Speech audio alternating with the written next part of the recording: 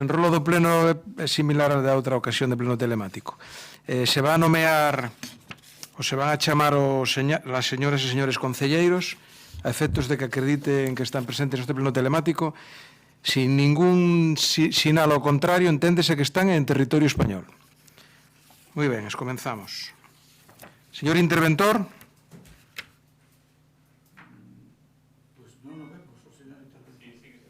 Sí, aquí estamos.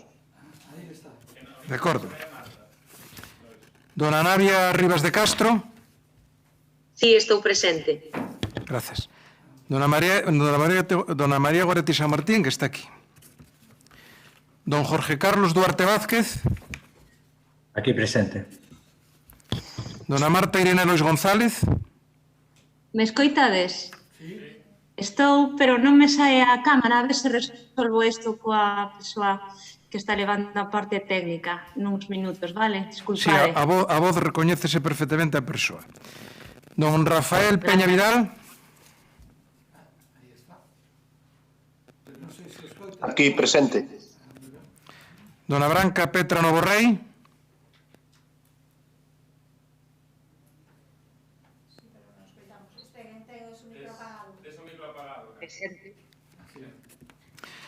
Don Martiño Noriega Sánchez, que está aquí presente. Doña María Castelao Torres. Presente. Dona Beatriz Cigarrán Vicente. Presente. Don Ramón Don Jesús Quiro Galimia, que está aquí presente. Don Evaristo Ben Otero.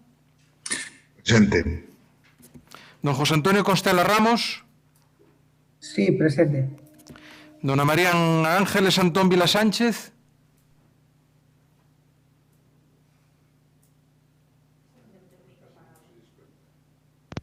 Doña María Ángeles Antón Vila Sánchez. Sí, presente. Gracias. Don Alejandro Sánchez Bruneta Varela, que está aquí presente. Don Ana Belén Sabel Iglesias. Sí, estou presente. Gracias. Doña María Esther Pedrosa Carrete. Presente. Don José Javier Fernández Martínez. Estou presente. Dona Noa Susana Díaz Varela. Sí, estou aquí, sí. Don José Manuel Pichel Patiño. Sí, presente.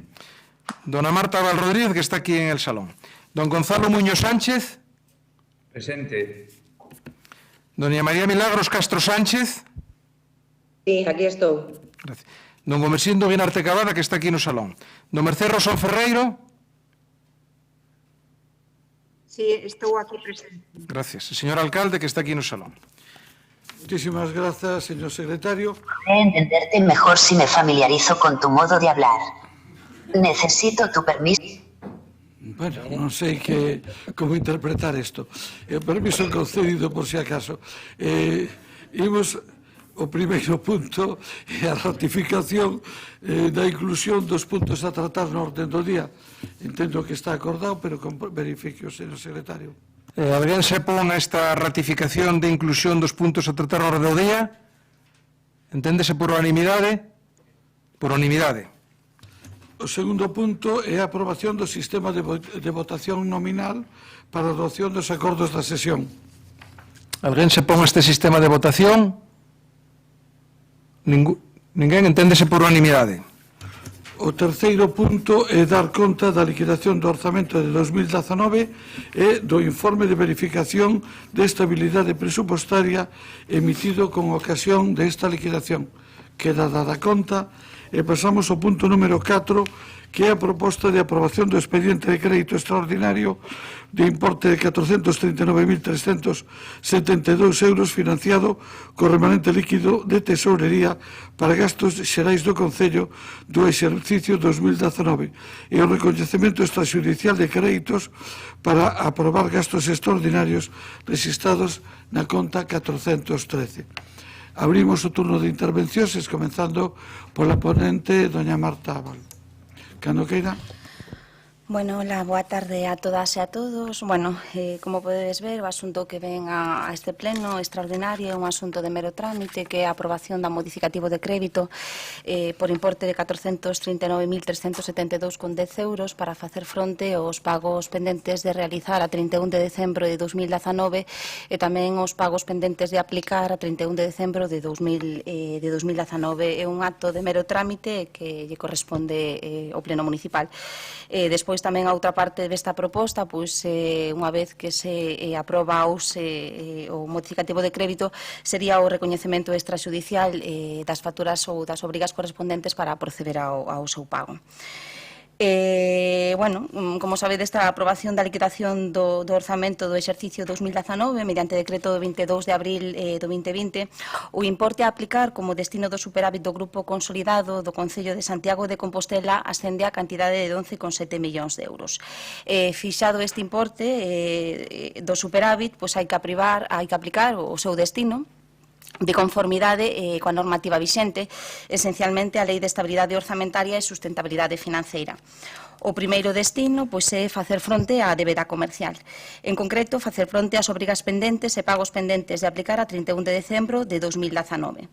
En canto ás obrigas pendentes de aplicar a 31 de decembro de 2019, dicir o saldo da conta 413, pois ascende a 597.412,88 euros, o que supón un importante descenso con respecto aos últimos anos registrados, en concreto un 66,34% menos con respecto ao orzamento de 2019, o dato registrado no 2018, un 68,40% menos respecto do ano 2017 e un 39,21% menos respecto do ano 2016.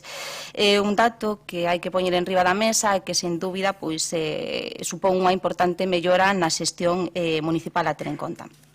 Non obstante, o modificativo de crédito que traemos agora, que nos ocupa agora, proponse un crédito extraordinario por importe de 342.934,61 euros e non se habilita crédito polo importe restante de 245.487,27 euros e que corresponde, por un lado, a unha factura que se está completando o expediente por parte do órgano municipal encargado desa tramitación e, por outro lado, por un importe de 194 e outro importe de 194.334 euros, 23.575,64 euros de interese fixado polo Tribunal Superior de Xusticia de Galicia, relativo a un asunto do que recentemente se recibiu un informe do Consello Consultivo de Galicia e debido a este informe aínda está pendente de adoptar unha decisión definitiva municipal por parte dos órganos municipais para proceder ao seu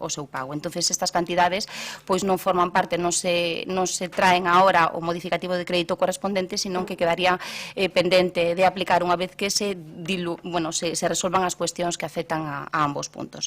Si se habilita crédito, polo importe restante de 342.934,61 euros, pois para facer fronte ás facturas que, como dixemos, estaban pendentes de pagar a 31 de decembro de 2019. A razón común pola que non se puideron pagar con carácter xeral a insuficiencia ou ausencia de crédito aceitado e suficiente para facer fronte a estos gastos que pola data na que se realizaron os gastos ou se tramitaron as facturas xa non estábamos en condicións de facer o oportuno modificativo de crédito que permitira pagalas antes de que rematase o ano.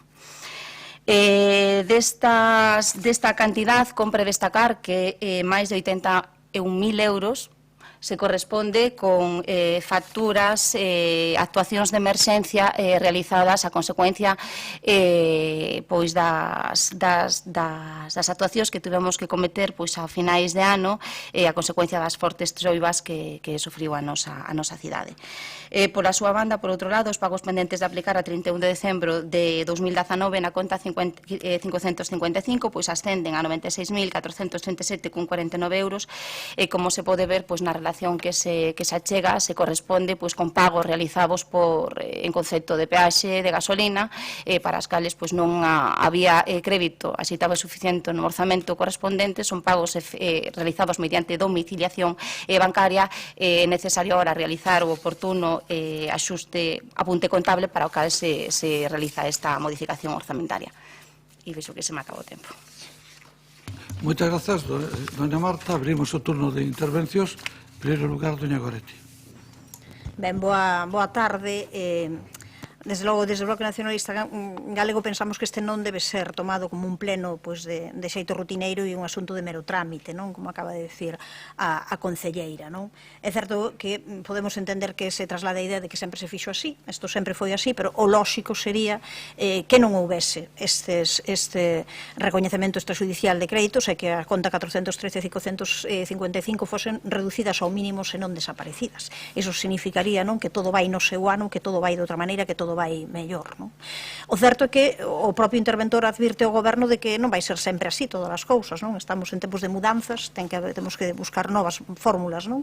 Para facer as cousas, e hai un asunto menor, ao que ademais a concelleira acaba de facer referencia de que, aínda que desde hai anos que se realicen, por exemplo, pagamentos mediante cargos directos nas contas bancarias municipais, o propio interventor di, comentando justamente o abono de pagos de autoestrada, que ese criterio non é compartido e que se mantén así porque se fixo así, pero que a partir do 2020 non sucederá isto. E nós esperamos que isto, é certo que a Concelleira de Economía e Facenda recolle iso na súa proposta final, de que no 2020 non será así, e nós entendemos que iso significa que van cambiar. Por iso, nós entendemos que hai que levar os cambios a outros lugares, non? O que nos gustaría que se tomase nota de moitas outras cousas que non deben facerse de maneira rutineira, como mero trámite, a comezar por dar por bo que teñamos 12 millóns de superávit, non? E que iso se venda como un logro de boa xestión, non? É o contrario. O pleno de hoxe, este punto e o seguinte, son consecuencia dunha mala xestión orzamentaria, porque se fai despois de coñecer esa liquidación de 2019, que a coñecemos máis tarde do que debería producirse, debería estar a 31 de marzo, coñécese o 23 de abril, aínda hoxe non está publicada na página web municipal, e nesa liquidación comprobamos, como sempre, que entre o que se di que se vai facer cando o goberno presenta os orzamentos e o que se fai realmente hai unha diferenza que realmente nos entendemos que é unha fraude á cidadanía, sobre todo no capítulo de investimentos, que continúan por debaixo do 25%. O certo é que cando o grupo de goberno tivo tanta urxencia para aprobar os orzamentos 2020 e logo deixou unha importante cantidade de diñeiro sen executar, non? Esa cantidade de 12 millóns é o resultado de diferenza entre ingresos e gastos, non, que cautelarmente se poden reinvestir e que, como veremos no seguinte punto, o goberno de PSOE e Podemos non facilitou que puidese dedicarse a necesidades da poboación en vez de rematar maioritariamente na amortización da débeda, cando menos de momento. E moito menos puidemos ver que no tempo en que o PSOE leva a fronte do goberno do Estado houvese intención de derrogar justamente a lei de estabilidade orzamentaria e sustentabilidade financeira, coñecida como lei Montoro, non? Que serviría para non nos vermos tan constrinxidas, non? Ao final todo para beneficiar á banca, non? Serían fundamentais que a estas alturas puidésemos vir a este pleno a celebrar que se derrogue, que se estivese xa derrogada a lei Montoro, que se eliminase a taxa de reposición. Todo iso significaría un verdadeiro balón de oxígeno para a administración municipal, non? Por non falar de outras cousas, non? Deste goberno que temos que tamén falar de actualidade, pois primeiro toma a decisión de permitir rebaixas para venda online, causándolle un golpe de dimensións incalculáveis a ese comercio de proximidade que di protexer, e logo cambia, desoube as voces que pedían a eliminación ou adiamento, e ao final non se sabe nin o que se decide, non? E imos volver, non, ao tema en que estábamos, non? Traían vostedes neste punto particular un recoñecemento extrajudicial deses 439.372,10 euros de gastos que o lóxico sería que estivesen formalizados de outra maneira e non a través dun procedimento excepcional que, nalgúns casos, polo menos é de dubidosa justificación e, sobre todo, que chega tarde, non? Este é o problema, non?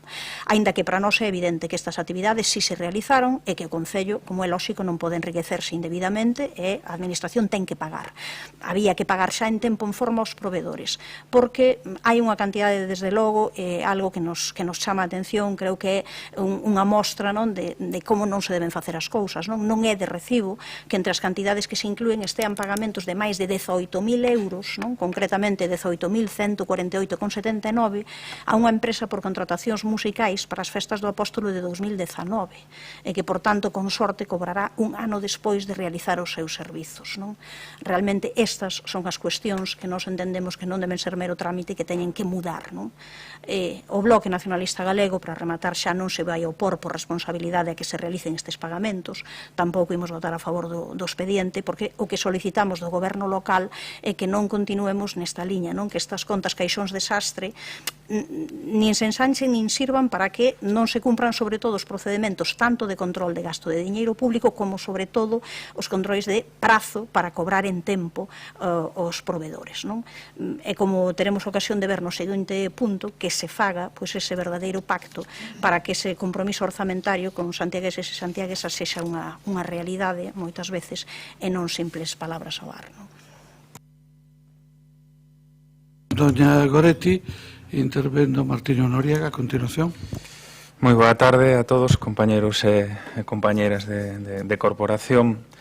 Evidentemente, este pleno ten un determinado perfil e está absolutamente condicionado pola dación de contas desa liquidación que mencionaba con anterioridade en Goretti e que vai a estar presente nas miñas intervencións a modo de contextualización, porque evidentemente se descontextualizamos os puntos que temos que debater poden quedar bastante áridos, non?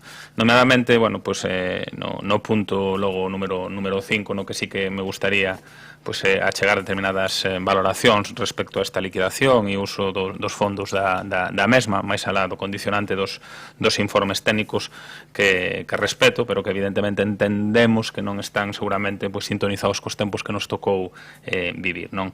Non me vou a estender ca cuestión da liquidación. Eu creo que sí que a liquidación ten datos positivos no que ten que ver co marxe que deixa dende o punto de vista de saneamento económico o Concello para facer a futuro intervencións extraordinarias que vai haber que facer, porque estamos en tempos absolutamente extraordinarios, porque díxeno no anterior pleno, pero reitero neste, debemos mudar os lentes para ver a realidade e debemos incluso ir máis alá, e como administración local e primeira línea de trincheira temos que estar preparados para tempos moi duros, moito máis duros incluso que a crise económica que vivimos dende o 2008, non? Entón, nese sentido, a liquidación permite ese marxe, esa é unha boa nova, pon evidentemente en riba da mesa e evidencia outra vez as carencias estruturais, sobre todo no que ten que ver no baixo nivel de execución no capítulo de investimentos, non?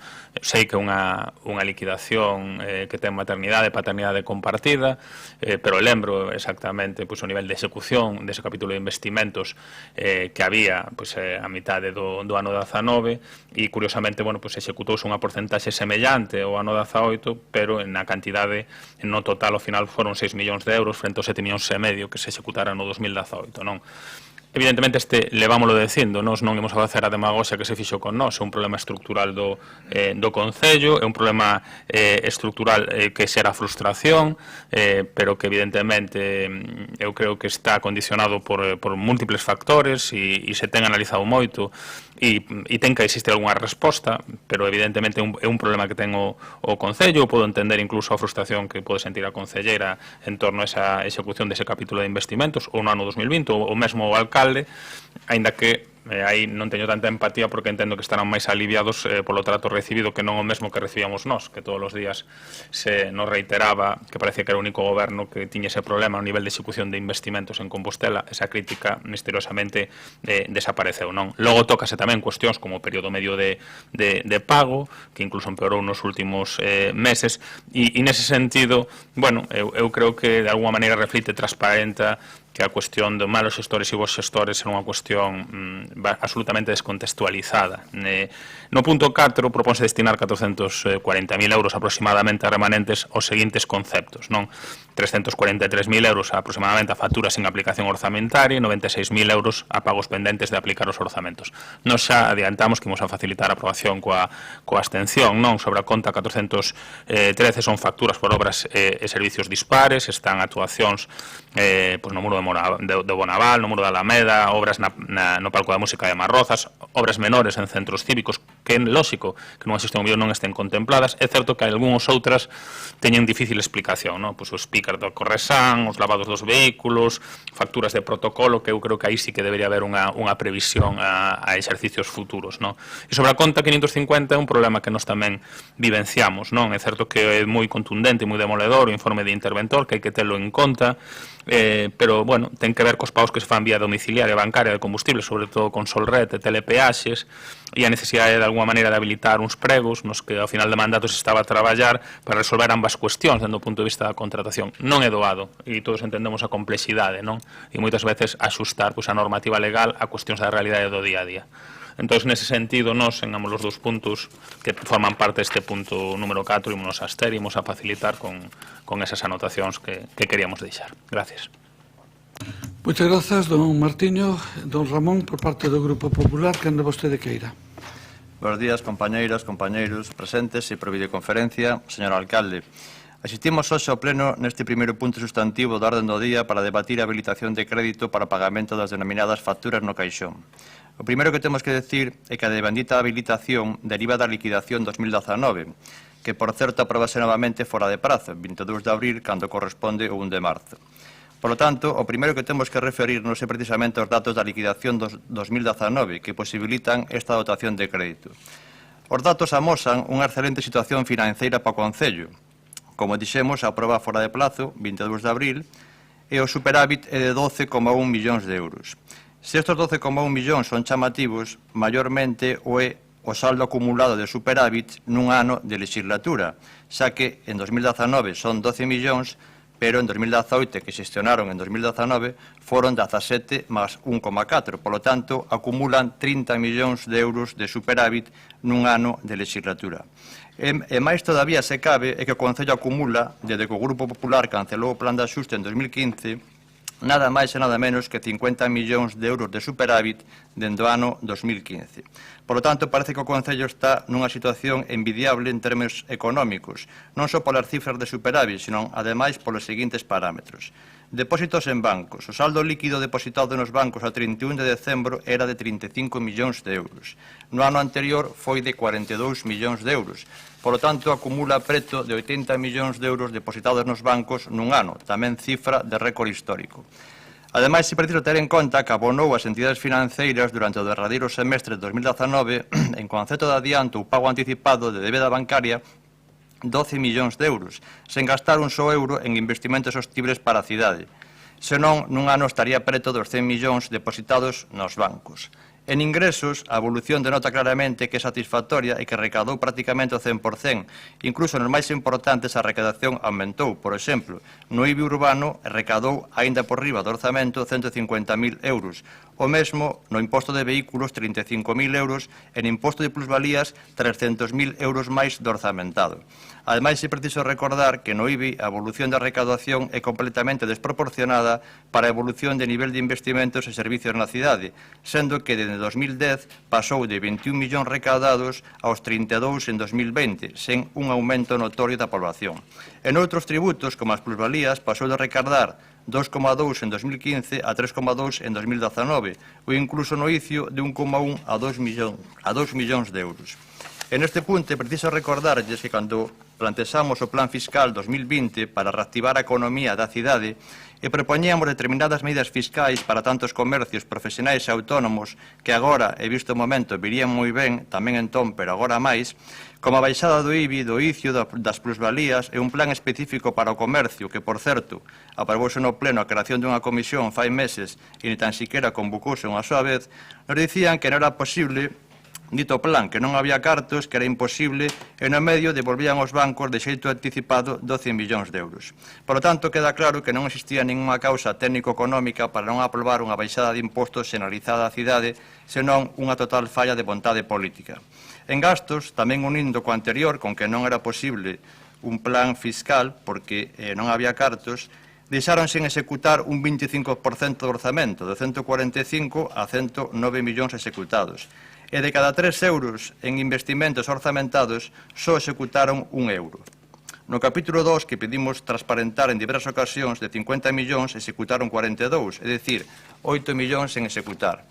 Onde maior execución existe precisamente no capítulo 9, pasivos financeiros, que é pagarlle 12 millóns de excesos aos bancos.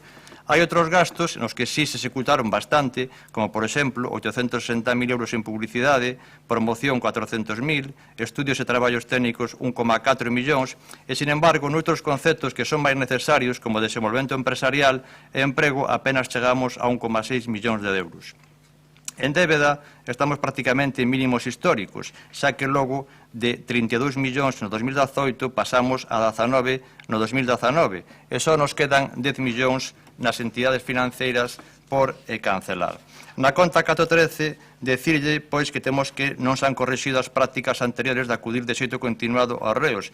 De feito, o veñen facendo durante todos os anos. Por outra banda, sen entrar en polémicas, comentarlle que a cifra que dan non coincide ca publicada polo Ministerio de Facenda, xa que logo aparecen 3,3 millóns de euros publicados no Ministerio. En canto a conta 555, o mismo, decirlle que deben afastar... Cando poida vaya... Sí, bueno, pues, gracias. Bueno. Si queres, siga un minuto máis. No, porque, en conclusión, queda clara a boa situación financeira do Concello, un superávit de 12 millóns para 2020 e acumulado nun ano 30 millóns de euros. A falla de vontade para aprobar un plan fiscal que agora viría moi ben a comercios autónomos, etc., e a necesidade de afastar determinadas prácticas das facturas no caixón e de domiciliación sen factura e sen a previa fiscalización na conta 555. Gracias.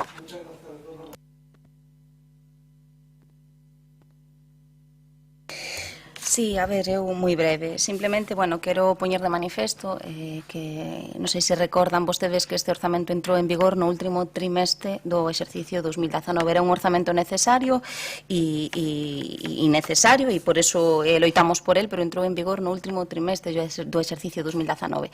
Eu non sei exactamente onde está ese superávit acumulado de 50 millóns de euros, non sei onde están eses 50 millóns de euros. Digo porque é importante trasladar unha imaxe á cidadanía, unha mensaxe clara á cidadanía de que as cousas son as que son e non as que se dicen, porque parece que hai 50 millóns de euros por aí purulando, que podemos facer o que nos dé a gana con eles. E non é así. Si é verdade que este ano temos un superávit, pero como vostedes saben, ese superávit, o destino dese superávit está condicionado por unha regla que é a estabilidade orzamentaria. É dicir, non podemos destinar todos eses recursos sobrantes, non nos podemos gastar, sino que o seu gasto ten que ir condicionado en función do cumprimento da estabilidade orzamentaria de aquí a final de ano. A débeda bancaria, que se está amortizando débeda bancaria, que se amortizou débeda bancaria, sí, evidentemente, porque así o establecía como destino principal e primordial a Lei de Estabilidade Orzamentaria e Sustentabilidade Financeira. É dicir, esa lei foi creada, e isto é así, hai que poñer de manifesto, foi creada de algún modo para conter o gasto público e para, de algún modo, amortizar o nivel de débeda bancaria o que estaba sometido ao sector público español. Entonces, de algún modo, evidentemente, esa é a consecuencia que temos. Con respecto aos pronunciamentos que fixo o portavoz de Compostela Aberta, si é verdade que temos que mellorar nos indicadores da liquidación do exercicio 2019, si é verdade que temos que mellorar o nivel de investimentos, pero insisto, este orzamento entrou cando entrou e tamén se produce con independencia do que vostede puxo en riba da mesa, sí que se produce un incremento do gasto por habitante, tal e como se pon de manifesto na liquidación no informe de liquidación emitido a consecuencia da liquidación do orzamento. E, bueno, finalmente, con respecto ás apreciacións que fixo a voceira do BNG, si hai que poñer fin á conta 413, eu creo que o resultado non é para festexar, que a conta 413 teña este importe, que o importe xa haya diminuído considerablemente, pero, bueno, eu creo que estamos na boa senda. Hai que tratar de evitar que se produzan gastos que non están contemplados no orzamento ou, se é necesario realizados, que se traiga o oportuno modificativo de crédito de ser preciso pleno. En ese sentido, bueno, pues estamos traballando. Tamén é importante poñer en riba da mesa que parte dos gastos que se inclúen na conta 413 foron para facer fronte as actuacións do Pombal e non houve tempo de facer un modificativo de crédito e parte dos gastos pois son procedentes, non son imputables a este equipo de goberno. E bueno, sí, estamos traballando na mellora da xestión e créanme cando lles digo que é unha teima deste equipo de goberno e en particular pois desta concelleira. Moitas gracias. Grazas, doña Marta. Seguimos co turno de réplicas, doña Goretti. Sí, únicamente dúas cuestións. Fora xa de que o orzamento ia entrar no último trimestre de 2019 era algo xa sabido cando se puxeron a facer os orzamentos e cando finalmente os tiveron. Pero únicamente dúas cuestións. Non? A primeira, eu creo que é lóxico non que distingamos aquí entre a normativa que está en riba da mesa e o que sería lóxico. É cando se fai xustamente a Lei de Estabilidade Orzamentaria, a Lei Montoro, faise, claro, para amortizar o nivel de débeda pública e tal e como fala a concelleira, parece que era un ben que nos facían. Esa débeda fundamentalmente estaba nalgúnas comunidades autónomas, verdade? Na Comunidade de Madrid vai a saber, e esa débeda non estaba nos concellos, non? Entón, claro, o que se fai aquí é estarnos penalizando os concellos xustamente que poden estar en boa disposición e ter, claro, pero entón, eu digo que estamos nun foro político. Entón, independentemente da cuestión técnica de que haxa que aterse a legalidade, digamos que o primeiro que haberá que manifestar é que era lóxico que a estas alturas esa lei estivese derrogada e que cando menos, xa non digamos, eso xa sería o lóxico, pero xa de non poñernos aí o mínimo en esta situación excepcional que houvese pois este ano isto absolutamente non se ten en conta porque concellos que están en boas condicións financeiras, claro, a xente vais escandalizar porque xa non entramos nas contas dos 50 millóns ou non 50 millóns, pero temos 12 millóns de euros e só podemos dedicar pouquiño máis a gasto social, porque o resto non se pode porque se decide que é para amortizar débeda. É un escándalo absoluto para favorecer a banca. Entón, claro, poñamos políticamente as cuestións onde están. Ese é o problema de fondo. O problema de fondo é que a mellor acabamos de ver e estamos mirando, pois, a ver neste 1.140.000 para que gastamos de aquí e de lá, e o problema é, non, por que non se derroga esa lei, que xa houve tempo máis que suficiente o goberno do PSOE no Estado para tela derrogado, para cando menos nesta situación excepcional ter ditado unhas normas que fagan que isto pois non teña que ser así, porque ao final quen as paga? Porque, claro, cando logo veciños e veciñas a quen lle van a pedir en primeira instancia é sempre o Concello, e o Concello é sempre quen acaba pois poñendo a cara e poñendo tamén o diñeiro, pero hai unha pexa legal que nestes momentos tería que estar absolutamente derrogada. E creo que faríamos moi ben se aquí todo o mundo nos manifestásemos no mesmo sentido. Creo que sería bo, máis que decir é que ten que ser así porque ten que ser así. Non, isto non ten que ser así, isto pode modificarse cambiando a legislación, dictando as normas que fagan que justamente se alguén ten un superávit que o poida poñer en actuacións que ademais neste caso de maneira absolutamente excepcional é unha emerxencia. E logo, sí que é certo que pode haber pagamentos que chegaron nun tempo en que xa non podía haber modificativos de créditos, pero hai outros que non teñen perdón. Hai outros feitos que son do mes de xullo, que son de hai un ano prácticamente, cando había tempo máis que suficiente para que eses pagamentos pudesen estar abonados, porque son ademais empresas pequenas das que estamos falando, que hai cantidades aí relevantes que unha administración pública non debe permitirse estar un ano sen pagalas. Moitas gracias, doña Goretti. Don Martiño?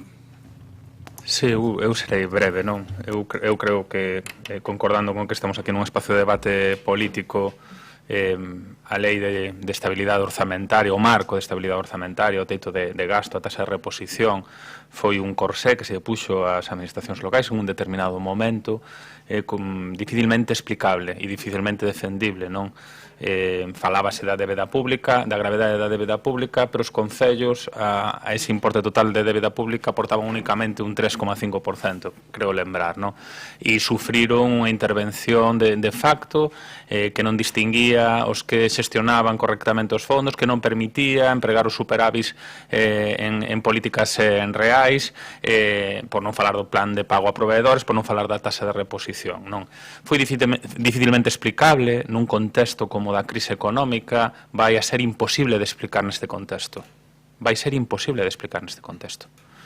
Entón, iso é algo que ten que mudar, é dicir, os concellos teñen que ser o brazo executor das políticas de rescate social, teñen que colocar no centro da súa acción as persoas, e van a ter que canalizar tamén líneas de axuda, evidentemente, de outras administracións, van a ter, porque son as administracións que están no terreno, que actuar a ese nivel, e eu creo que faríamos ben todos en reclamar conxuntamente que o corsé desa lei de estabilidade orzamentaria ten que desaparecer, por lo menos nas administraciones locais. ten que desaparecer, porque senón vamos a dificilmente poder explicarlle a xente porque tendo superávit e tendo marxe e tendo un saneamento importante non podemos empregar esos fondos para cuestións que van a ser de urxencia perentoria. E eu creo que eso hai que avaliarlo, non? Respecto a outra cuestión, únicamente reflicto que un problema estrutural do Concello xa era con anterioridade, non? Contestábame a concelleira Marta Val sobre o tramo no que se aprobou o orzamento. Bueno, tamén é certo que no capítulo de investimentos orzaventábase unha cantidade inferior e ao final o total executado inferior ao ano 18, e ainda así insuficiente, non é para sacar peito. Creo que o récord do Concello está na época do bipartito con un 32% de execución, sin contar o plan Zapatero. Bueno, evidentemente, eso é insuficiente, non? O que pasa que é un debate que desapareceu e para a vosa saúde é millor porque só apareceu no goberno de Compostela Aberta, non? E logo, evidentemente, hai cuestións que hai que intentar eliminar, pero tamén hai cuestións que moitas veces, bueno, pois non poden entrar nun modificativo ou cuestións urxentes que, bueno, que terán que seguir vindo aos plenos, evidentemente, importantes e habrá que traballar en eliminar as cuestións superfluas, non? Como algunhas que aparecen neste punto 4, pero nos, por solidaridade con Nicaragua, ímonos a abster e ímos a facilitar a aprobación do mesmo. Gracias. Moitas grazas, don Martiño. Don Ramón Quiroga, que andou vostede queira. Sí, brevemente. Diría a concelleira que, aínda que o sabe perfectamente onde están esos superávits, pois están nos decretos da alcaldía, que o sabe perfectamente. Cada ano se aproba a liquidación, en cada decreto está o superávit de cada ano. Este ano, 12,1 millóns de euros de superávit, no decreto do 22 de abril, e no ano 2019, que se aprobou a liquidación do 18, pois tamén sabe que había un superávit de 17,1 máis 1,4 que apareceu despois no mes de novembro, porque había un remanente anterior, e se as matemáticas non fallan, pois 17,1 máis 1,4 máis 12,1, pois dan 30 millóns acumulados nun ano de legislatura. No 2015 foron 5,4, no 2016 foron 7,7, no 2017 foron 7,8, e, como xa dixemos, no 2018 foron 17 millóns de euros e este ano 12 millóns de euros. Por lo tanto, en todos os decretos de cada ano están os superávits anuais. Con lo cual, ese tema queda claro que é así. En cuanto ao uso do superávit, xa falaremos no seguinte punto sobre a incautación que se está producindo dos impostos dos veciños, pero hasta este momento, durante o ano 2019, sí se podía dedicar o superávit, 17 millóns de euros, a investimentos financieramente sostibles. E desos 17 millóns, ni un só euro foron dedicados a investimentos. Aínda que incluso, no mes de marzo, se aprobou un real decreto que permitía incluso a execución no ano seguinte. Eso era necesario, en 2019, aprobar os pregos, pero ni tan siquiera chegamos a eso. En canto a débeda, pois nesta situación que estamos de uso do superávit para este ano 2020, pois prácticamente a débeda con entidades financeiras, como vamos pagando anticipado, pois estamos solamente en 10 millóns de euros. Temos un superávit de 11. Igual temos un problema porque nos sobran cartos. Entonces, habrá que empezar a pensar si usamos o remanente de xeito bo para os veciños ou continuamos dedicando o mesmo para financiar os bancos. Gracias, don Ramón. Bueno, nestes 2 minutos finales, algunha consideración me gustaría facer. A primeira, en relación ao que acaba de decir don Ramón agora, que ninguén se pense que temos os 30 millóns, quer dizer, os 17 do ano 2019 se incorporan ao presuposto como se incorporaron os do 2018 no 2019. Por lo tanto, non é que teñamos todo eso metido en un peto, cousa como, por exemplo, sucede en concellos como Ourense, que tiñan 70 millóns de euros no peto, porque como non aprobaron orzamentos, non poideron irlos incorporando. Ese é un pequeno detalle. Segundo detalle, non foi mal da nosa o ter que dedicar eso a amortización anticipada de débeda. Eso ten moito que ver con a lei que leva o nombre de un ministro que se chamaba Montoro, que establece que, entre outras obligacións, se non se cumple o período medio de pago inferior a 30 días, é imperativo legal se teñen que dedicar esos recursos a amortización anticipada de débedas. E a realidade é que o período medio de pago deste Concello, no mes de xaneiro do ano pasado eran 53 días, cando nos accedimos ao goberno eran 60 días, no primeiro trimestre empeorou hasta 100 días, como lembrou Goretti, pero no mes de outubro xa foron 33, no mes de novembro 28 e no mes de Nadal 20. E de feito, por eso podemos dispoñer este ano, porque se reduciu significativamente. O problema é que, cando temos as contas do mes de novembro, xa non había tempo material para facer o que nos decía don Ramón, de sacar a licitación todo, porque faltaban 12 días para acabar o ano no mes de Nadal. E, por último, decir dúas precisións brevísimas. Unha, o problema de Resol e o problema da tarxeta de pagar nas gasolineiras. Bueno, é un tema que na vida normal ningún de nós temos, non lo está plantexando o noso interventor. Bueno, tenemos que buscarle unha solución. E logo xa o tema do pago das autoestradas portuguesas, cando se vai a reunións do Eixo Atlántico, independientemente de que o seu importe minúsculo, pois estamos falando de varios centos de euros ao longo do ano. Claro, o problema que temos é que a alternativa é ir parando en todos os peaxes e pedíndolles un recibo. Funciona a tarxeta que sacamos aquí e que teñen todos os coches, os particulares e os oficiales, van pasando, pero de Portugal non nos remiten a factura. De Galicia sempre, de Portugal non. Bueno, espero que eso teña algunha solución, pero son problemas que honestamente a mí me parece que son menores. Bueno, ordenamos a votación, entón. Don Ramón, vostede non indicou o sentido do voto do Partido Popular? Indicou o sentido do voto do Partido Popular? Abstención. Ok, entón, señor secretario, ordena a votación. Si, punto 4, proposta de aprobación do expediente de crédito extraordinario número 2020 CREX 02 de importe 479.772,10 euros, financiado co remanente líquido de tesorería para gastos xerais do Concello de Exercicios del 2019 e o recoñecemento extrajudicial de créditos para pagar gastos registrados na conta 413 e os pagos registrados na conta 555. Vai a facerse chamamento para votación nominal. Dona Navia Rivas de Castro. O meu voto é abstención. Dona María Goretti San Martín. Abstención.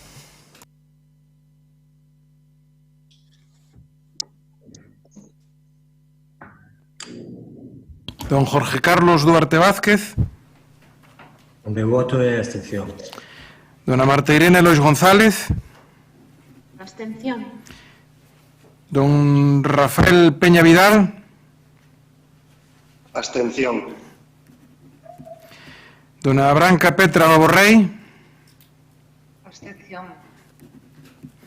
Don Martiño Noriega Sánchez. Abstención.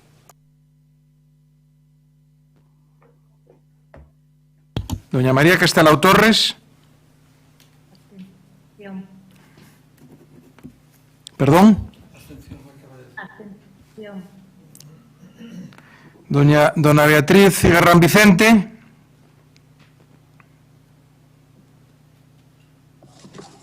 Dona Beatriz. Abstención. Don Ramón de Jesús Quiroga Limia. Don Evaristo Ben Otero. Abstención. Don José Antonio Constela Ramos. Abstención. Dona María Ángeles Antón Vila Sánchez. Abstención. Don Alejandro Sánchez Brunete Varela. Dona Ana Belén Sabel Iglesias. Abstención. Dona María Esther Pedrosa Carrete. Favor. Don José Javier Fernández Martínez. Favor. Dona Noa Susana Díaz Varela. A favor. Don José Manuel Pichel Patiño. A favor. Dona Marta Val Rodríguez. A favor.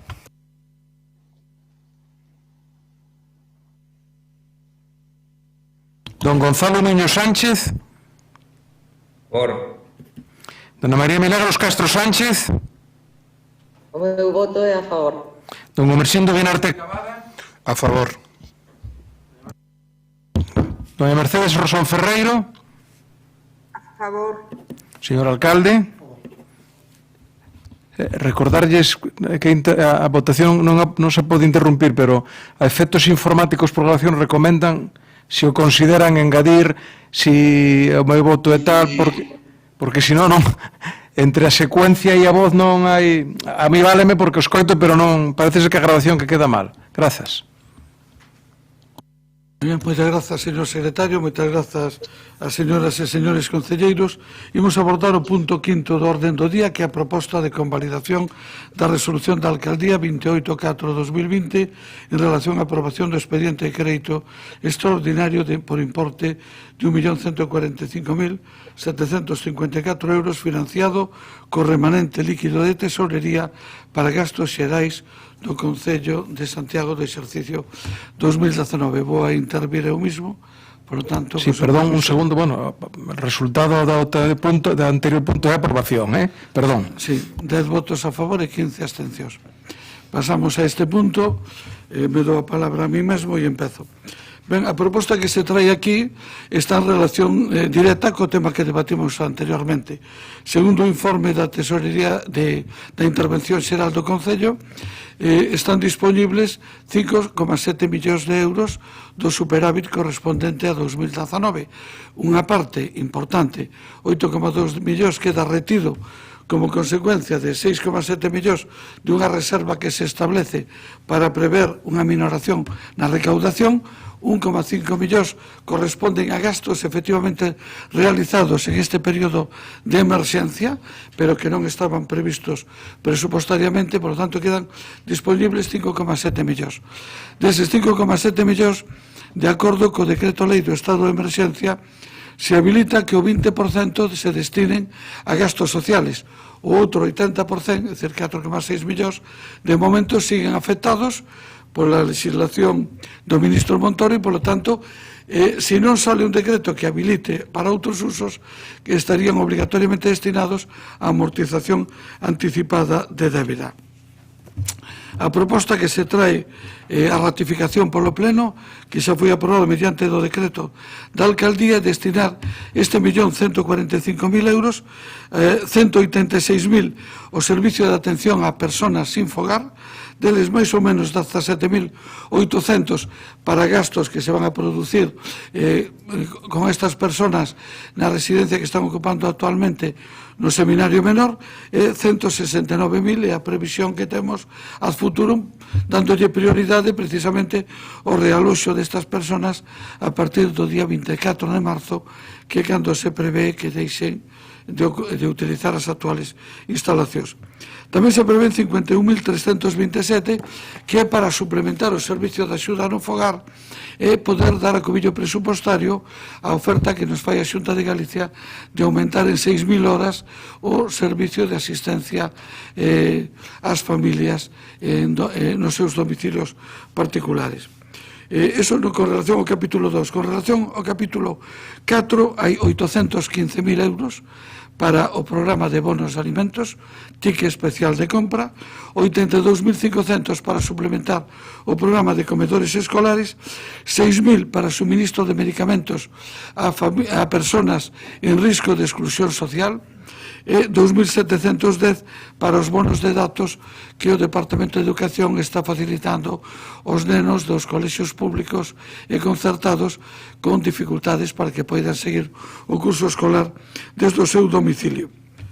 A partir de aí, eu simplemente vou facer dúas consideracións máis. Primeiro, que a hora de calcular o gasto extraordinario ocasionado pola crisis do COVID-19, temos que ter en conta que con isto levaríamos gastado 2,7 millóns de euros de gasto extraordinario. 1.533.000 xa consumido e 1.145.000 que consumiríamos a partir da data do decreto que hoxe se convalida. E segundo, para que todos saibamos os límites nos que nos movemos. Para que dá de sí este 1.145.000? Vou explicar, os 815.850 euros nos dan exactamente para 12 semanas e media do bono de alimentos. Quere decir, que o Goberno de España, a través desa paga social, regulariza esta situación ou se produce un reflotamento da economía que minora a presión que estamos sufrindo, ou no mes de xullo temos que pensar en alternativas para este sistema, porque estos 815.000 euros dan para 13 semanas escasas, máis ou menos 12 semanas e media. Segunda cuestión, os 82.500 euros para o servicio de comedores escolares dá para 9 semanas, tamén 9 semanas e media, un poquinho máis, non chega a 9 e media, un poquinho máis de 9 semanas, son 9.000 euros por semana. Que quere decir isto? Que con isto temos coberto hasta a primeira semana de xullo, pero teremos que tomar decisións cara ao futuro con relación a esta cuestión. Por lo tanto, 1.145.000 euros poden parecer moito, pero realmente no escenario no que estamos están chegando a moi pouco dadas as demandas ás que temos que facer frente. Por último, me uno ao que entendo que é unha petición unánime de que, por favor, saquen de unha vez un decreto que permita aos concellos dispoñer de ese superávit. Sería un crimen que esos cartos tuveran que ir a amortización anticipada de créditos que ademais están ao 0% de interés maiormente. Moitas gracias, pola miña parte, máis nada, doña Goretti. Ben, pois boa tarde de novo, imos comezar por isto último. É evidente que un paso sería xa que saíse ese decreto, non? Que habilitase que se puidese usar, pero eu creo que deberíamos ir máis alá, que se derrogase a lei Montoro e que isto non fose única e exclusivamente para este ano, senón que fose porque despois deste ano ven o próximo e ven o próximo. O lóxico é que a estas alturas xa esa lei estivese derrogada, non? O certo é que aquí, neste punto, estamos evidenciando o mesmo de que falábamos no punto anterior, que hai casi 12 millóns de euros que puideron utilizarse antes do 31 de decembro, cambiando prioridades, e que agora deles, pois resulta que ao final só fican libres 5.700.000 euros, e de aí imos restar pois ese 1.145.000 que nos deixan ese 20%, e o resto para débeda, tal e como están o resto para favorecer a banca. Entón, isto é un pouco escandaloso, eu creo que é algo difícil de entender que teñamos 12 millóns e que teñamos que ter esta advertencia de isto só nos chega para, porque só podemos utilizar 1 millón e pico. Entón, este é o marco xeral e é no que nos debíamos de unir todo o mundo. Afoga as capacidades dos concellos, nun momento en que sería lógico ter máis capacidade de inserción económica, isto é máis necesario que nunca, desde logo ese decreto sería un parche necesario, pero fundamental é a derrogación da lei Montoro e o que significou para os concellos. Ese tema e a taxa de reposición. De todas as maneiras, con este marco xeral, en que espero que coincidamos todo o mundo, hai outras cuestións pequenas que tamén quería aproveitar para comentar, non? A primeira é que a proposta que se fai de reducción xustamente por esa reserva necesaria pola mineración da recadación a nós parecenos excesiva, parecenos que é moi limitativa, aplícase pois o 10% do capítulo 1, ou seja, que se está pensando que vai haber aí pois un número moi importante de persoas que van deixar de pagar o IBI. Entón, nós creemos que é un informe que vai demasiado alá e, ademais, que o fai sobre os orzamentos iniciais e non sobre os definitivos. Se o fixese sobre os definitivos, tería que ter en conta que o grau de inexecución é moito maior e poderíanse correr máis riscos para facilitar que houvese unha maior cantidade. É dicir, que o marco xeral é moi malo, pero aparte do marco xeral temos un problema de que tamén este informe entendemos que é demasiado restritivo. Como o informe é o que temos é que seguir demandando ao goberno central que deixe non só gastar máis porcentaxe, sino, como decía, que elimine que derrogue esta legislación. Logo, nós estamos de acordo nos gastos que se van realizar, como é lóxico, como non se van facer estes gastos sociais, pero cuidado, porque cada vez máis os concellos estamos entrando a pagar cuestións que non son competencia municipal. Por exemplo, neste caso entra o gasto sanitario a través da compra de medicamentos. Eu non digo que non se faga, a persoas en situacións de vulnerabilidade social, pero eu creo que tamén desde aquí é bo que digamos que a Xunta ten que asumir as súas competencias, que compre elaborar tamén un plan galego de reactivación económica e social consensuado con todas as diferentes administracións, as forzas políticas, os sectores e xentes sociais, e que non sexa moitas veces os concellos sobre os que acaba recaendo absolutamente todo, non? E logo tamén nos preocupa pois que vai pasar no futuro, porque se ao final parece que vai haber algunha posibilidade de dedicar unha parte do superávit a outros investimentos, a outros usos, a ampliar o uso social, a algunha outra cousa, o certo é que todo isto ten que iniciarse e estar comprometido o gasto antes de rematar o exercicio de 2020 e, por tanto, ten que haber previsións por parte do Concello, que neste pleno sería tamén o que teríamos que estar dicindo, porque aquí estamos fronte a un decreto que xa está feito pola alcaldía, que o único que se fai é validalo, que tamén dá igual, tanto ten que o validemos que non o validemos, que vai ir adiante. Por tanto, o lóxico será que, decir, cales son as previsións que vai facer o Concello de aquí para adiante e que pensa facer con ese diñeiro sobrante, neste caso, se finalmente non vai para amortizar débedas, se finalmente existe esa sorte. Non nos digan o mesmo que estiveron dicindo a respecto do plan de reactivación ao sector cultural, que anda invernando por aí, que teñen que agardar a ver o que propoñen ou o que fan. Estamos en tempos de urxencias e o goberno local debería a estas alturas anticiparse e ter diferentes plans. Ter un plan A, un plan B, un plan C, poñer en riba da mesa que pasos vai dar, porque senón, como as administracións son lentas, nos, o Concello como administración máis próxima, temos unha responsabilidade. Entón, xa remato comentando que o BNG sí vai apoiar esta validación, imos votar afirmativamente por se tratar de gasto social, que xulgamos necesario, mas facémolo igual como iniciábamos a intervención. Temos que mudar o chip, anticiparnos, ver a realidade de outra maneira, porque aínda así, aínda que aquí nos parece un pouco escandaloso e o alcalde leva repetindo durante todo este tempo que tantísima xente que ten necesidades, só estamos chegando á cuarta parte da poboación que en Santiago de Compostela tiña necesidades económicas importantes xa antes da crise. Xa nos datos do IGE había 16.000 persoas en risco de pobreza. Se quere pode retirarme un minuto da intervención de despois, que non pasa nada. O Concello de Santiago de Compostela ten que ser vanguarda en políticas sociais, en política de apoio ás persoas sen fogar, en políticas de apoio ás persoas que teñen necesidades económicas que, infelizmente, sabemos que van ser moitas nos próximos tempos. Entón, para iso, fai falta traballo conxunto, colectivo, medidas e traballo. Entón, creo que isto está ben, ao final non acaba de ser máis que un parche pequeno que facemos. Temos que ir a máis políticas de fondo e sermos capaces de artellalas conxuntamente, colectivamente. Eses plans era lógico que a estas alturas estivesen xa consensuados e en riba da mesa cunha proposta por parte do goberno local.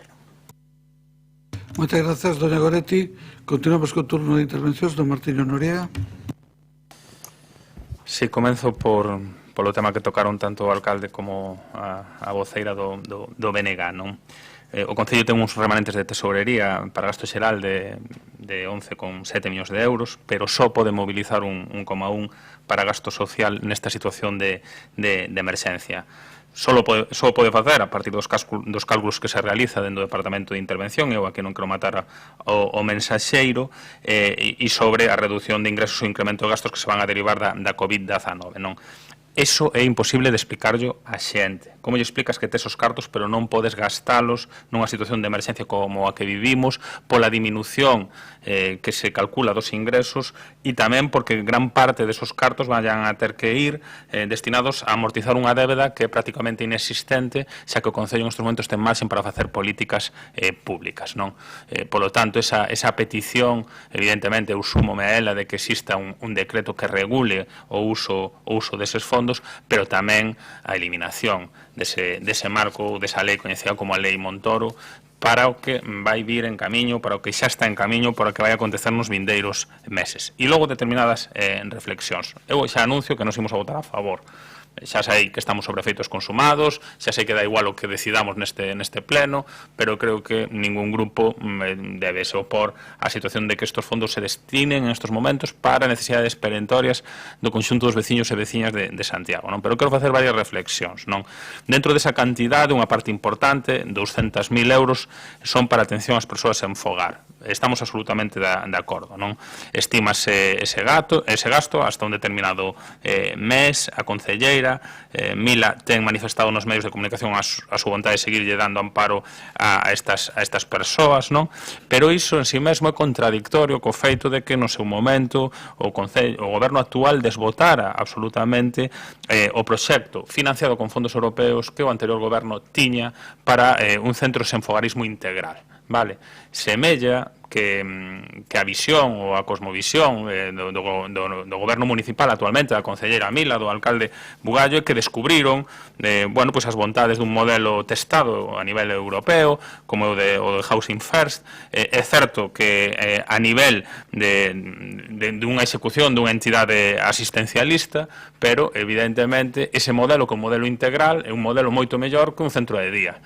Entón, eu dígolles, non estamos de acordo que se destinen os fondos, nos parece unha medida práctica que se ten adoptado, valoren a posibilidade de reconsiderar a súa posición a futuro, porque necesitamos un centro integral para as persoas, 24 horas, con persoal de apoio especializado, e que lle dé unha saída a xente que non só ten un problema de desenfogarismo, senón a persoas que están desestructuradas socialmente, dende o punto de vista tamén biolóxico, psicolóxico, en moitos casos en unha situación moi complicada e que necesitan o que outro día se facía como unha valoración, tempo, necesitan cuidados e necesitan verdadeiramente ser inseridos outra vez nos circuitos da sociedade, laborais e noutros eidos. Entón, valoren, por favor, cambiar esa posición, porque a veces é sorprendente ver determinadas análisis que se fan a posteriori despois das críticas que se teñen vertida. Nos escoitamos o alcalde nas xuntas de voceiros que se veñen celebrando de maneira periódica e na prensa, que está un pouco sorprendido da situación que se está a dar. Comentaba antes Goretti, Santiago de Compostela, capital do país, pero xa tiña un conxunto importante da poboación en risco de exclusión, non? Evidentemente, ninguén pode acreditar nos discursos triunfalistas ou pensar que a pesar da pseudo recuperación despois da crise económica, a situación é unha situación límite e vai a ser moito peor. Por eso tamén lle solicitamos, por favor, que reforcen e que traballen a futuro, independentemente que sexa necesario ese ingreso mínimo vital que se está preparando o Goberno Central, pois na ordenanza de garantía básica que exista, e que traballen tamén nesa renda de garantía infantil. Va a ser moi importante que poidan traballar nesa renda para darlle autonomía ás familias e para poder atender de maneira integral as necesidades dos máis pequenos. Hai unha frase do alcalde que eu a veces lle escoito, que di que o urxente non debe facernos olvidar o importante. Isto vai ser o importante, as persoas no centro, a emerxencia social, vamos a vivir meses moi duros e eu creo que non debemos esquecer o importante e, polo tanto, nos apoiamos que se habiliten esos cheques para comida, para produtos de higiene, para necesidades perentorias, pero hai outras cuestións que quedan en riba da mesa, evidentemente non ao mellor teñen que responder ou ter a resposta nos concellos, pero estamos a pensar, por exemplo, como vai facer moitas familias para pagar a auga e a luz, a súa vivenda, os servicios básicos que prefiran, os alugueiros en moitos casos. Entón, polo tanto, as persoas o primeiro, o noso voto favorable a estas medidas, pero, por favor, intenten darlle coherencia logo cas medidas a futuro que hai que habilitar e que é importante que sexan valentes e que incluso vayan máis ao lado do marco actual. Moitas gracias. Moitas gracias, don Martiño. Don Ramón Quiroga. Sí, boas tardes de novo, compañeiras, compañeiros. O segundo punto sustantivo do orden do día está referido á convalidación, que non á aprobación, da resolución da alcaldía para habilitar crédito para a aprobación de gastos de carácter social. Tamén trae causa da liquidación e do superávit do ano 2019. Non vamos repetir, lóxicamente, os datos relatados no punto anterior referidos ás boas magnitudes e ao superávit de 12,1 millóns de euros. Pero si son moi necesarias telas presentes porque o conxunto de medidas sociais que se leva hoxe a convalidación é claramente insuficiente para a situación que estás a vivir en Compostela, sobre todo tendo en conta, ademais, a excelente situación financeira do Concello. Vaya por diante, sen un xénero de dúbida, que nós sempre apoiamos calquera medida económica ou social neste momento, por pequena ou insuficiente que fora. E prova delo que incluso fomos o único grupo político que aprobou as raquíticas medidas fiscais que na maior parte eran un cambio de calendario. Cando habíamos presentado un plan fiscal para 2020, que agora viría moi ben a persoas, autónomos, comercios, profesionais e empresas, dixéronnos que non e se rexeitou porque non había cartos. E agora comprobamos que os cartos sobran e sobran en 12 millóns de euros. Ben é certo que agora mesmo, para 2020, non toda a culpa é do goberno local, senón tamén do goberno central, pero en todo caso culpas compartidas. Estamos diante dunha verdadeira próxima expropiación ou incautación de fondos, porque non ten sentido a nova normativa que remata de aprobar o referido uso do superávit.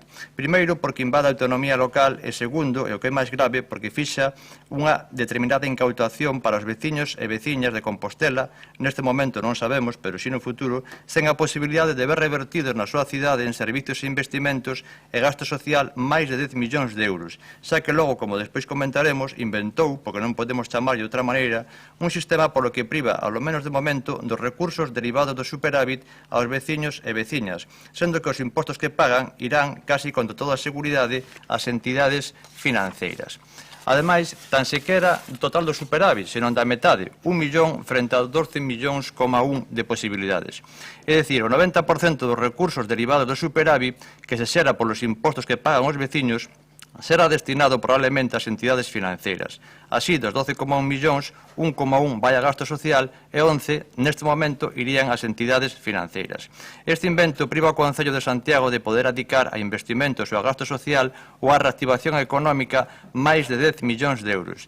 Mais, sen sentido ten, se cabe, cando poden darse circunstancias como xa é prácticamente a do Concello de Santiago, que ni tan siquiera se adeudan aos bancos ditas cantidades, que recordemos, o ano 2019 adiantou 12 aos bancos. Agora a débeda sitúase un pouco máis de 19, sendo que dos 19, 10 son con entidades financeiras, co cual quedaríamos con débeda cero. Por lo tanto, todo un sinsentido expropiatorio que priva a veciñas e veciños, comerciantes, profesionais autónomos de ver revertidos os seus impostos na propia cidade.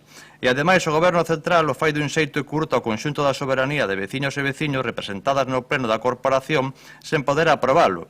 E, por si fora pouco, di que dá igual o que vote o pleno, que somos os veciños, porque o plan se aproba por resolución da alcaldía e dá igual o que votemos no pleno. E solicitamos ao Goberno local que rexeite de xeito contundente esta posible expropiación de fondos ao Goberno central dos impostos que pagan os veciños, porque tal como se veu facendo dende o ano 2012, se permitía dedicar a recaudación sobrante a investimentos na cidade.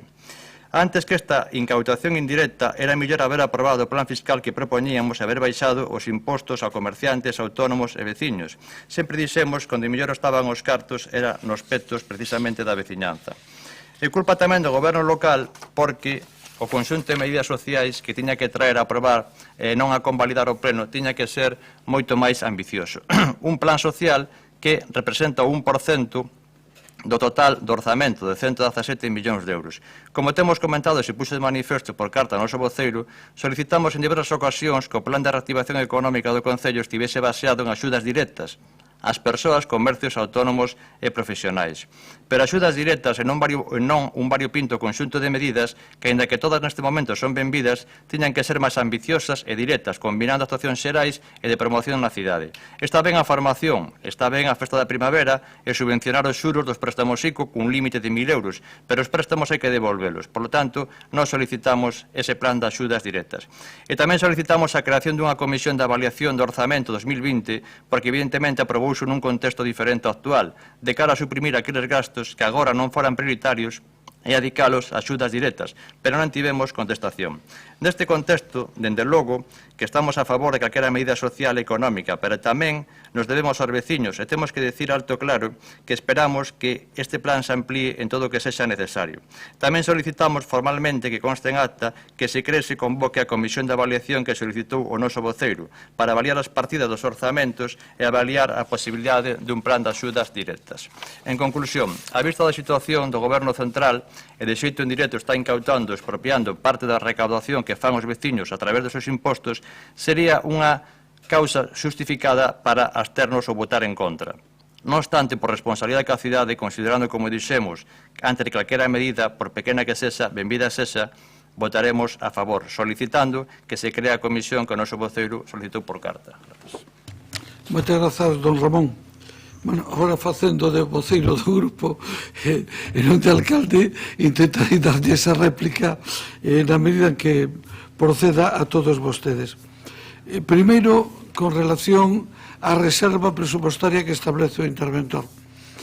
Primeiro, un absoluto respeto ao informe do interventor, creo que todos compartimos ese respeto, e en segundo lugar, eu quero dicirles que máis aló das cantidades concretas aplicadas aos conceptos concretos desde o punto de vista xeral, a mí me parece que é un informe prudente e axustado. Teño unha pequena experiencia do que pasou na crisis de 2008 e eu teño comentado na Xunta de Voceiros, perdón, que non me axustei o tempo, perdón, aí está, e ali a caída da aportación do Estado foi do 25%. Baixamos de 22 millóns a 16,5. De feito, penso que foi no ano 19, o ano pasado, cando recuperamos a mesma aportación de fondos do Estado que recibíamos no 18. Tardamos 11 anos en recuperalo. E desde logo eu preveo que algúns tributos, non o IBI, como di probablemente doña Goretti, pero desde logo multas, desde logo imposto de construcións, desde logo tasa de licencias, van a sufrir. E non van a sufrir un 5%. Probablemente van a sufrir significativamente máis desa cifra. Por lo tanto, a reserva que plantexa o señor interventor no seu montante global a mí me parece prudente. Segundo, falar do destino dos 4.600.000. É complicado poñernos a repartir unhos cartos que a día de hoxe non sabemos se podemos dispoñer deles ou non, a pesar de que a Federación Española de Municipios e Provincias e todos os alcaldes de todos os signos políticos estamos reclamando ao goberno que nos habilite para dispoñer dunhos recursos que son dos concellos e, polo tanto, de todos os ciudadanos. Con todo, indicativamente na Xunta de Voceiros xa manifestamos que nós traballamos coa hipótesis de destinar 600.000 euros a gastos, a un exceso de gastos como consecuencia das novas medidas de seguridade e os outros 4 millóns, aproximadamente en torno a 2 millóns, dedicalos ao programa de reactivación económica e 2 millóns a actuacións que consideremos prioritarios, sin descartar que teñan que ir de novo a gasto social en función do que suceda co Estado e do que suceda con esta paga social, que é absolutamente fundamental. E por último, a valoración que se fai das medidas. Mire, honestamente, non hai ningún concello de Galicia que nos supere ni nos iguale. Programas que nos temos en materia de alimentos ou en materia de acollimento de persoas en determinado tipo de residencias non teñen parangón. Entre ter as persoas 2 meses e medio nun polideportivo, compartindo unha pista do polideportivo, todos xuntos, ou estar cada un coa súa habitación individual, coas 3 comidas ao día, coa súa ducha e o seu cuarto de baño, e coa súa biblioteca, desde o punto de vista da dignidade, a diferencia é inmensa. E o noso programa de alimentos, entre darlles un talón que lles permite ir ao supermercado e comprar, ou que estén en unha cola esperando recibir unha bolsa, non hai color. E, por certo, na magnitude das persoas atendidas a día de hoxe, en torno a 3.400, as que hai que añadir o bono, o comedor escolar, o servicio de atención domiciliaria, o servicio de axuda no fogar, por tanto, máis de 4.000, sí, seguro que falta moita xente, pero desde logo é un esforzo sin parangón. Eso o podo decir e creo que é algo que compartimos todos, porque eu quero reconocer e agradecer, e ainda que me paso o tempo non quero deixar de facelo, o comportamento responsable e colaborativo de todos os grupos municipales. Abrimos o turno de réplica da réplica. Doña Goretti, cando vostede queira. Sí, ben, quero comezar porque non creo que das miñas palabras se desprendese que houvese pois ningunha intervención que non avaliase, digamos, e tivese en conta e respetase o informe de intervención, pero respetando ese informe de intervención, pois pódense facer comentarios a respecto de que nos parecen, e o certo é que se aí na reserva se falase da minoración de ingresos do Estado, pois igual, podía ser que o resultado fose o mesmo, pero o problema está en que hai unhas cantidades do capítulo 1 onde realmente aí pois desaparecen e teñense en conta 4 millóns de euros que son capítulo 1, que teñen que ver con outro tipo de ingresos que nós pensamos que non se van producir. Entón, claro, se ti metes unha previsión que onde creas tanto colchón, non tomas risco ningún, e entón, claro, sempre estamos en momentos en que eu creo que a poboación de Santiago de Compostela merece e exixe que corramos algún tipo de risco para, justamente, insisto, que creo que é unha previsión excesivamente limitativa a que está aí, respetando cando o que diga de informe de intervención, non? Por outro lado, claro, é que independentemente de que eu considere que probablemente cheguemos a poder dedicar esas cantidades non a débeda, porque sería non amortizar débeda unha vez máis, porque eso sería escandaloso e sería para estar todo o mundo en pé de guerra.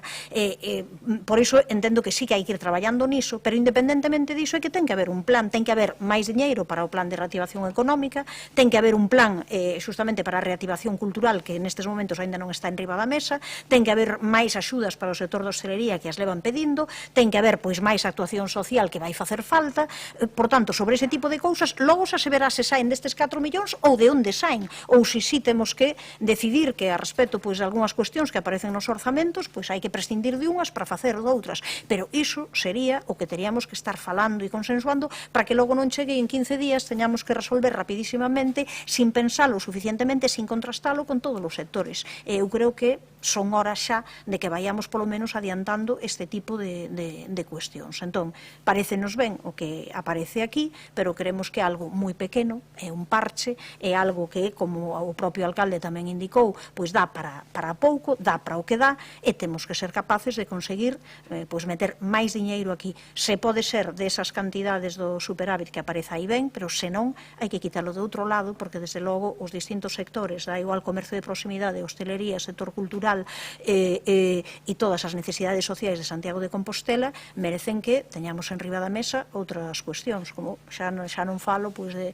outros temas como o que vai pasar co tema do Xacobeo, do turismo e de demais. Pero hai unha serie de cuestións que están en riba da mesa que eu creo que deberíamos anticiparnos colectivamente tratándoos con un pouco de detemento e non chegar, pois iso, á última hora cun texto xa fixado sobre a mesa. Moitas grazas, doña Goretti. Don Martiño. Bueno, eu creo que o alcalde na súa intervención ten máis razón que un santo, non? Entón, por eso lle pido que reconsidere a súa decisión de facer o centro desenfogarismo 24 horas financiado case na totalidade con fondos europeos, aproveitando que Mila está pola vía telemática e logo non se vai a enfadar comigo presencialmente. Hola Mila, tamén cho pido a ti.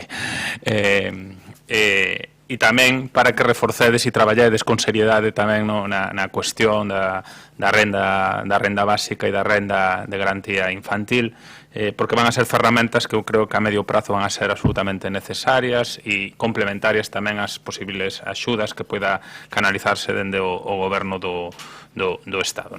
Eu creo que chegan uns tempos nos que evidentemente este tipo de accións teñense que enmarcarse dentro do que debe ser o epicentro dos coidados, veñen os tempos dos coidados, e decía no anterior pleno, e volvo a reiterarlo agora, hai que mudar a percepción. Seguramente a cidadanía escolleu un grupo de goberno e un alcalde para liderar pois nunha normalidade e nunha recuperación económica, un ano santo, exitoso para a cidade, baixo o clásico modelo, probado noutras ocasións, pero xa non é esa a realidade, e eu podo mostrar empatía e solidaridade e o noso grupo tamén para apoiar e facilitar as iniciativas que se levan dende o goberno actual. A empatía nace dende ter tido a responsabilidade de gobernar tamén nesta cidade e saber que esta é unha situación excepcional, pero tamén o noso grupo que debe exixir medidas valentes e exixir un cambio de chip, é dicir, eu creo que estas medidas que hoxe de alguma maneira confirmamos aquí no pleno son necesarias, nos entendemos que son ademais feitas nun contexto excepcional, contan con noso apoio, pero non, o propio alcalde recoñecía, non van a poder manterse no tempo, vai haber que buscar fórmulas alternativas, entón habilitamos ferramentas estables que reforcen o espacio dos cuidados.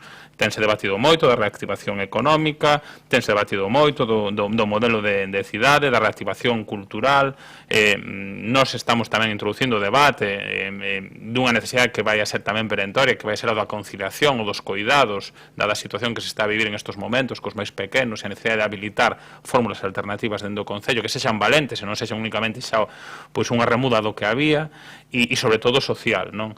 E polo tanto, eu digo de verdade, é dicir, deixemos de pensar xa tanto no Xacobeo, como motor da recuperación que seguramente sexa motor auxiliar, pero xa non central. Pensemos nos cuidados, pensemos nas persoas e habilitamos ferramentas en ese sentido absolutamente necesarias e fagámolo dende xa, que non nos collan os tempos e que non nos collan a situación de excepcionalidade que seguramente imos a vivir, porque, evidentemente, a COVID chegou para quedarse, mentre non haxa unha vacina e un tratamento, e nos agarda non un 2020 duro, sino tamén un 2021 duro, e eu creo que o Concello ten que dar a cara, sei que o está a facer, pero ten que darlo con políticas de alcance serias e valentes. Gracias. Gracias, don Martiño. Don Ramón Quiroga. Sí, nós xa dixemos que estábamos ante unha concurrencia de culpas, que evidentemente a situación non é culpa do goberno local en canto ao uso do superávit, senón que é do goberno central pola regulación e o conxunto de reales decretos que aprobou neste sentido, que rexeitamos a posible incautación ou expropiación desos 10 millóns de euros que son dos veciños e das veciñas, froito dos impostos que pagaron durante o ano 2019. Recordarlles que propuxemos un plan fiscal para o ano 2020, que agora viría moi ben, porque era unha baixada de impostos para os comercios, para os autónomos, para os profesionais, para as persoas, baixada do IBI, que era un plan fiscal que tiña un impacto de 2 millóns de euros. Agora estamos falando da posibilidade de perder 10 millóns de euros ou que vayan directamente ás entidades financeiras. Nos dixemos xa que apoiamos o conxunto de medidas que se aproban, que é de 1,1 millón de euros, pero ese 1,1 millón de euros representa o 1% do orzamento de 117 millóns de euros e representa o 10% do superávit. Por lo tanto, sempre nos terán ao seu lado para incrementar este conxunto de medidas sociais e, por lo tanto, por eso imos votar a favor. Reiteramos que se cree a comisión que solicitou o noso voceiro para reevaluar o orzamento, porque o orzamento se aprobou nun contexto completamente distinto ao actual contexto socioeconómico. Creemos que ten que ter marxe en orzamento para poder dedicar a un plan adicional dun 4%, que serían 5 millóns de euros, a axudas directas tanto para persoas como para autónomos, como para comerciantes, como para empresas. Creemos que o plan de reactivación económica, do cal, por certo, a Xunta pon o 40%, pon 2 millóns de euros nun plan de 5, o 40% é gracias ás subvencións da Xunta de Galicia.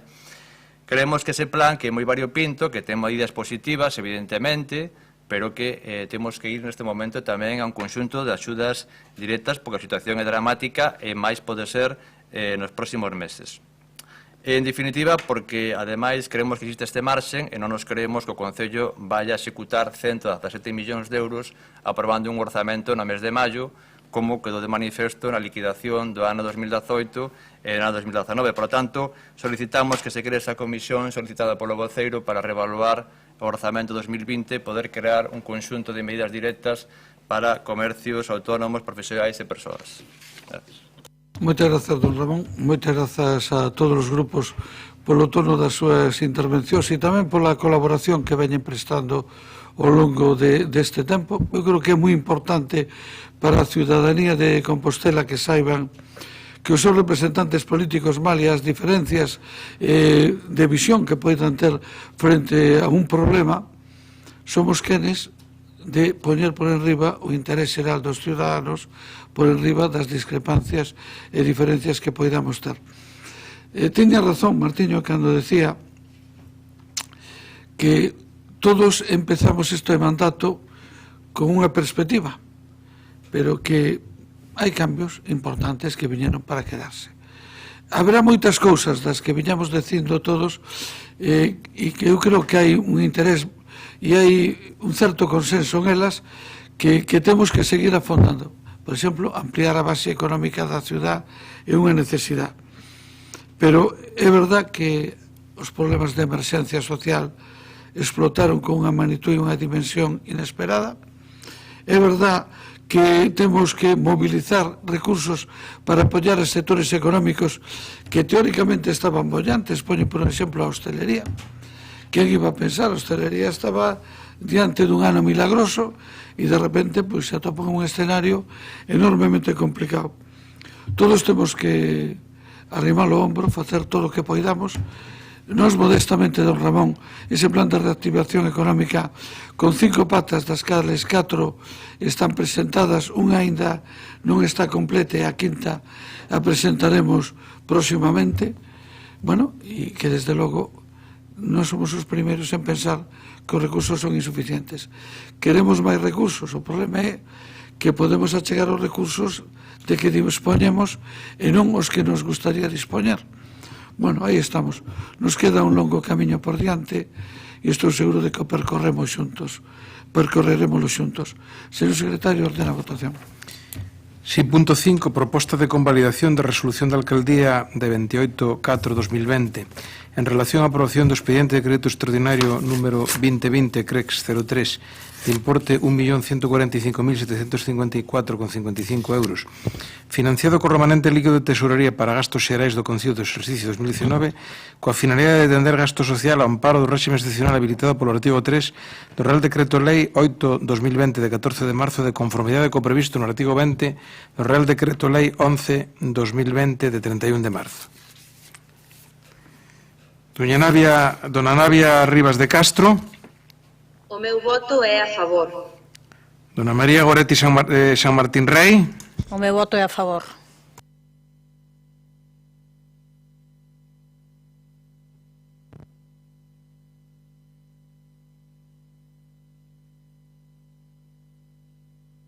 Apágame este. Don Jorge Carlos Duarte Vázquez. O meu voto é a favor.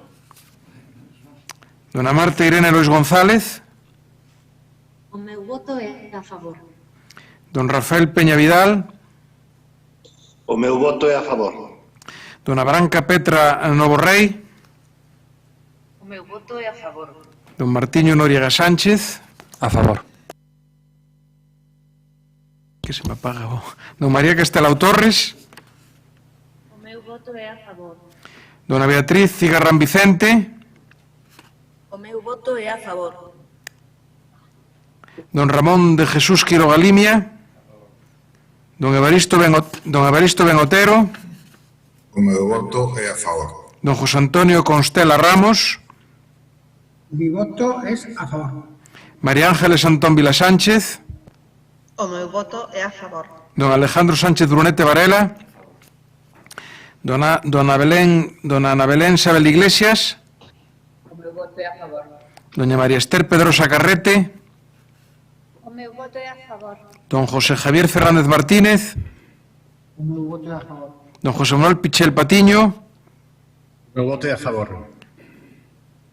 Dona Marta Val Rodríguez. A favor. Don Gonzalo Muñoz Sánchez. O meu voto é a favor.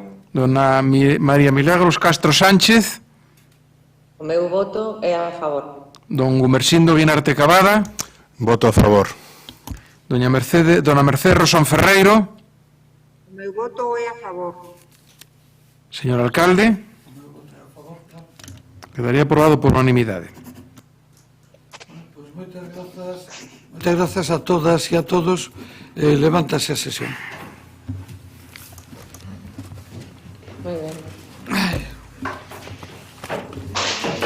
Adiós. Chao. Adiós.